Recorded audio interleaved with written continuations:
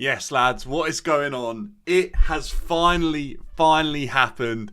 Graham Potter is no longer the manager of Chelsea Football Club. I am over the moon. I'm absolutely relieved. Relieved is the right word to use because Todd Boehly has finally done something right. He made the decision to sack Graham Potter. Fantastic. But the reason I'm here now, I'm here to tell you who I think should be the next manager of Chelsea Football Club. We're going to run through my top 5 and a couple of near misses, but every single one of them on this list is definitely better than Potter. That is for sure. And I hope that Graham Potter ends up at Tottenham and cements them in mid-table for the next 10 years, because that would be fantastic. Let's get into it. My top 5 of who I think should be the next Chelsea manager. Like I said, all top managers, and to be quite honest with you, you would take any of these managers, or at least I would. I'd take any of them at Chelsea Football Club to replace Graham Potter. They are all better than him, that is for sure. Number 5, to start things off, is none other than the return of the eyebrow, Carlo Ancelotti. He's got unfinished business at Chelsea. He was sacked in the tunnel. And to be honest with you, he's only gone on to bigger and better things since he left Chelsea. And I would love to have Carlo back. I think he's a great manager. There's talk that at the end of the season he could leave Real Madrid. And he's proven now after all these years he can still get the best out of players, best out of teams. So I would love to have him. Carlo, it's too early for you to go to international management. A couple more years at Chelsea could definitely prove some instant success for us. And just to add some more unbelievable trophies onto your already amazing CV, we'd love to have you back, Carlo. So there you go, number 5. Number 4, the return of the special one, Jose Mourinho. I would love Jose to return to Stamford Bridge. He still manages to win stuff now, even in Italy with Roma. He won last year. He won the Conference League. To be honest with you, Jose's everything Chelsea would need at the moment.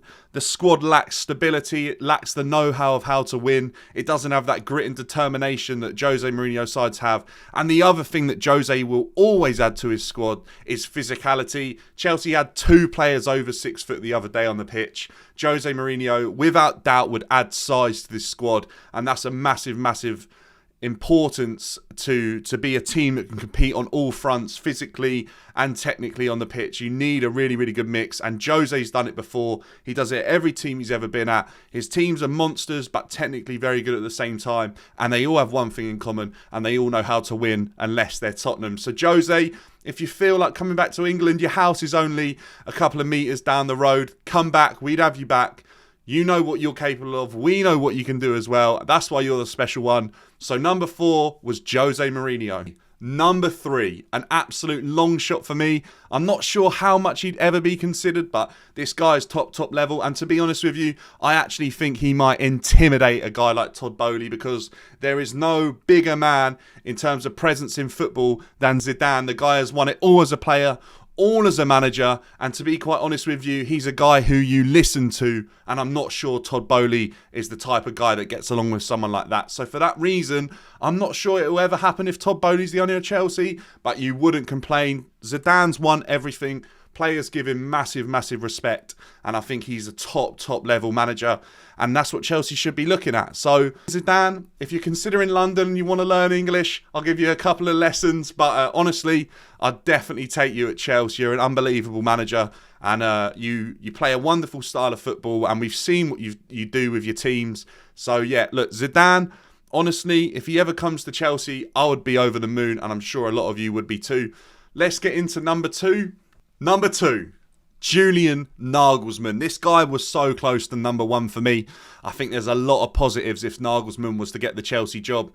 I almost think he's plug and play for Potter. He's an upgrade on him. There's no doubt about that. He's actually been really decent at Bayern Munich this season. They've played some good football. I know there's some talk about after the World Cup, it's not quite been the same. But honestly, they've only had 3 losses in the league. They're playing decent football, or they were anyway under him. I think there was some off-field politics that people weren't too sure about with his missus or something like that. But I'd love Nagelsmann to be the gaffer of Chelsea. I think he brings everything that we wanted from Potter, but he definitely brings it this time. He's just that higher calibre of manager. You can tell, that's for sure. And I think he's actually got a little bit more about him. That's one thing I'd say Potter lacked. The guy just never had anything about him. But this isn't a video to dig out Potter. This is talking about what I think Nagelsmann would add to Chelsea. His ideas are fresh. Like I said, his tactics are innovative. And to be honest with you, he can still attract the biggest of players. I know a lot of people have spoke about that his age is a problem and stuff like that, but he's managed Leipzig and Bayern. He knows what it takes to manage at the very, very top of a European league. And I can see really, really no negatives that Nagelsmann, if Nagelsmann was to get the job. I know Vivell is a massive fan as well, and I think that's probably had an influence on the timing of Potter's sacking. And if Nagelsmann gets the job, I wouldn't be shocked at all. A top manager, and I think any team in Europe would be after him, especially the likes of Real Madrid and PSG. No doubt about that for me. I'd love him to get the Chelsea job. He very narrowly misses out on number one, but I'll give you my reasons for number one in a minute. Okay, here we have it.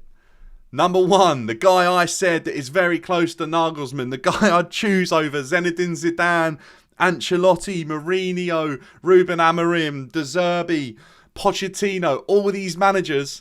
I would choose this guy over all of them. I've wanted him for a long time. I actually wanted him before we got Tuchel, but look, Tuchel blew us all away and stole all of our hearts. But this guy should be in the conversation for any top team in Europe. I'm certain of that.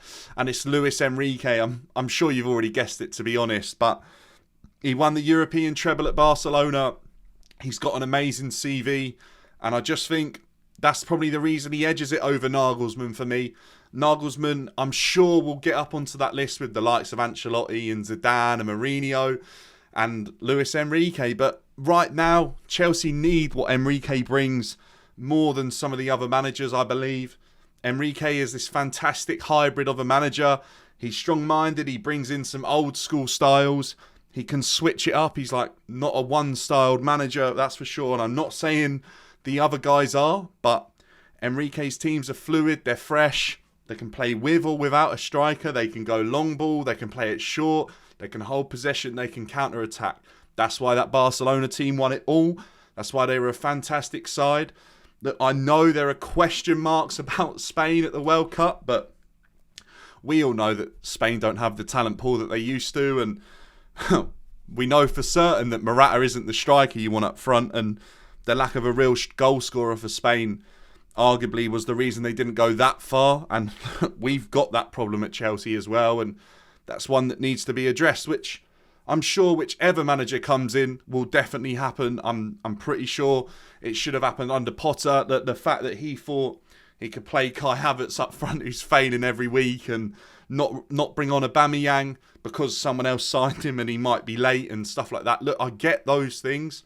And whatever manager comes in, the same problems are still going to be there, but Enrique for me is the guy that just edges it above everyone else at this moment in time, and I'd love to see it managing Chelsea. I've wanted him for a long time, and yet Enrique, I think, look, he's not the answer to all our problems, but I think he's a great mix. He'll definitely suit the project. He'll definitely add something new to Chelsea.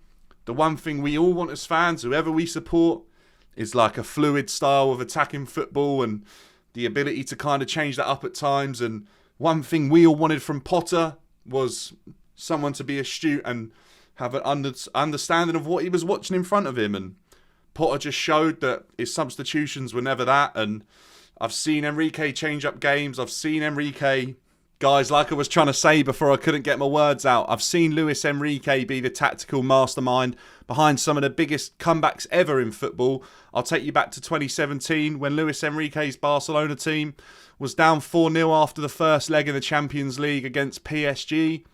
Second leg comes around, he manages to get his Barcelona team to a 6-1 victory, 6-5 on aggregate and into the next round.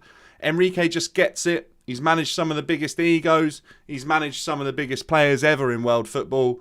And he'd be perfect to bring in before the Real Madrid clash. He's proven that he can do it in the Champions League before. But look, anyone that comes into Chelsea is going to inherit problems. I get that. We saw it with Potter. We saw it with Tuchel. We watch the same players every week pretty much. We're slowly starting to see changes to that squad now. But ultimately, some of those players need to be moved on and need to go. We've seen since Potter got sacked that some of them are even liking Instagram posts about him leaving. And for me, that as a player, you just shouldn't be doing that. You just need to get on with your job, because arguably if you're a player playing for Chelsea Football Club and you're sat 11th in the Premier League, you haven't been doing yours well enough either. And that's a massive thing to remember, that the board can make wrong decisions, the manager can get a lot of stuff wrong, but the guys on the pitch need to deliver, and ultimately it feels like it's been a long time since we've seen some of the Chelsea players do that, and maybe it is time to refresh the squad a little bit more. Guys, one thing I did want to say before we get to the end of the video is that, look, if you don't agree with me, then leave your top 5 in the comments. I'd love to see some of the candidates that you think would fit the Chelsea manager job. And if you do agree with me, then drop a like, or if you're just liking that some of the content's back on the channel, then do the same. It all helps so much. The last video got so many views for this channel, so thank you for just dropping in and watching and clicking the video. Look, there's still a long way to go with Chelsea this season. We got 10 games to go and a new manager on the horizon. Best of luck to Bruno, but honestly, he's not the man to take Chelsea forward, I don't think. But yeah, look, let's see what happens, and I'll catch you all in the next video, and hopefully by then we might have a new manager.